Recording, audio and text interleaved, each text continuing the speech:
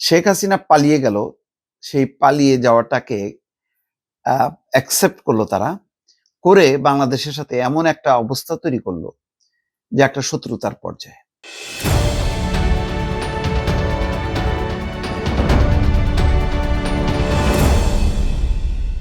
একটা বক্তব্য দেখে আসলে খুবই অবাক হলাম। একজন ক্রিকেটার বা খেলোয়াড় যা বুঝতে পারেন, ভারতের নীতি নির্ধারকরা সেটা বুঝতে পারলেন না। Rashid Latif, wicket keeper batter, পাকিস্তানের সাবেক, তিনি একটা বক্তব্য দিয়েছেন। সেই বক্তব্যের উপর ভিত্তি করে একটা শিরোনাম দেখলাম, হাসিনা এবং মুস্তাফিজ ইস্যুতে ভারতের দ্বিচারিতায় অবাক পাকিস্তানের রশিদ লতিফ। কেন? শেখ হাসিনা বিরুদ্ধে একটা বিক্ষোভ সংগঠিত হয়েছে, গণ অভ্যুত্থান সংগঠিত হয়েছে। সেই গণ অভ্যুত্থানে পরাস্ত হয়েছে ক্ষমতাসীন আওয়ামী লীগ সরকার এবং তার প্রধান শেখ হাসিনা।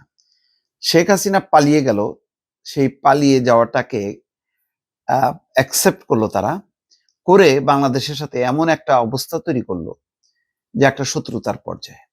অর্থাৎ আওয়ামী লীগ এবং শেখ হাসিনা যেমন গণঅভ্যুত্থানকে মানলো না, স্বীকৃতি দিল না, সম্মান দিল না, মানুষের মনের ভাবটা বুঝতে পারলো না, এটাকে মৌলবাদী, উগ্রবাদী, এই সমস্ত কি বলে, একটা চক্রান্ত, ষড়যন্ত্রকারী বা ষড়যন্ত্রের একটা ফল, এইভাবে যেমন ভাবে আওয়ামী লীগ হাসিনা মনে করে, ঠিক সেইভাবেই মনে করলো এবং তারপর থেকে যথারীতি সম্পর্কে চরম অবনতি এবং গত 1-1.5 বছর ধরে সেভাবেই চললো। এখন তার মধ্যে আবার ভালো একটা উদ্যোগও নিল। জয়শঙ্কর চট করে বেগম খালেদা জিয়ার প্রতি সম্মান জানাতে বাংলাদেশে আসলো, তারেক রহমানের কাছে চিঠি দিল নরেন্দ্র মোদী। একদিন পরে যে সিদ্ধান্ত হলো মুস্তাফিজকে আউট, ভারত থেকে খেলতে দেওয়া হবে না IPL এ। কেন? বাংলাদেশে হিন্দুদের নির্যাতন হচ্ছে, এই অভিযোগ। আচ্ছা, যে এই ধরনের নির্যাতনে, এই ধরনের ঘটনা কি ভারতের মাটিতে কোনো হয়নি? অসংখ্য। এই কিছুদিন আগে আই লাভ মোহাম্মদ বলাতে কি পরিমাণ যে মামলা হয়েছে, কি পরিমাণ উচ্ছেদ হয়েছে, আর কতজনকে যে এই ধরনের গত 1-1.5 বছরের ঘটনায় কত বাংলা ভাষাভাষীকে পিটায় মারছে, বা মুসলমানকে মৃত্যু মুখে ঠেলে দিছে, পুড়ায় মারছে, পিটায় মারছে, কত ঘটনা। সেই ঘটনাগুলো যদি এক করা যায় তাহলে বাংলাদেশে তো এর তুলনায় কিছুই না। বাংলাদেশে যতটুক ঘটছে সেখানে সবাই মিলে প্রতিবাদ করছে। দীপু চন্দ্র দাসের ঘটনায় সরকার অ্যাকশনও নিছে এবং এখানে দেখছে যে এখানে ধর্মীয় ব্যাপার না, এখানে বিষয়টা হচ্ছে তাদের ওই পদ পদবি, পদোন্নতি, এই সমস্ত নিয়ে কর্মচারীদের মধ্যে, স্টাফদের মধ্যে দলাদলিতে এক পক্ষ একটা ধোঁয়া তুলে তাকে ঠেলে দিছে, যদিও ধর্মের ইস্যুটাকে নিয়ে এসে ধোঁয়া তুলছে। তো এটা নিন্দনীয়, এটার ব্যাপারে তো সরকার পদক্ষেপ নিয়েছে, কিন্তু ভারতের এই ইস্যুটাকে কেন্দ্র করে প্রতিবাদ হয়েছে, সেটাও হয়তো অস্বাভাবিক না, এটা হওয়া উচিত।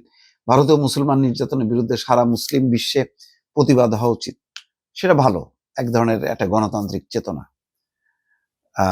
যে কোনো সম্প্রদায়েরই মানুষকে মারা ধরা এটা নিন্দনীয়, কিন্তু তাই বলে মুস্তাফিজ IPL এ খেলবে? IPLটা হচ্ছে সারা বিশ্বের খেলোয়াড়রা আসে, খেলাধুলা হচ্ছে এর একটা আন্তর্জাতিক একটা অন্য কূটনৈতিক সৌন্দর্য আছে, যে সারা বিশ্বের মানুষকে, তাদের আবেগকে এখানে এক জায়গায় করে, যেখানে কোনো ভেদাভেদ থাকে না। অন্য ইস্যুতে রাজনৈতিক মতপার্থক্য থাকতে পারে, কিন্তু খেলাধুলাটার এমন একটা নির্মল বিনোদন যে সবাই আবেগতাড়িত হয়, একত্রিত হয়। এই সেন্টিমেন্টটাকে ভারত অনার করলো না। এক হলো শেখ হাসিনার সময় তারা বুঝলো না, না বুঝে সম্পর্কটা নষ্ট করলো। আর সেকেন্ড, এটা মুস্তাফিজ ইস্যুতে এমন একটা সিদ্ধান্ত নিল, এখন বাংলাদেশ বাধ্য হলো যে বাংলাদেশ আমেরিকার ভেন্যুতে বিশ্বকাপের T20 বিশ্বকাপে যে 4টি খেলার কথা ছিল সেখানে বাংলাদেশ খেলতে যাবে না, সেই একই নিরাপত্তা ইস্যুতে।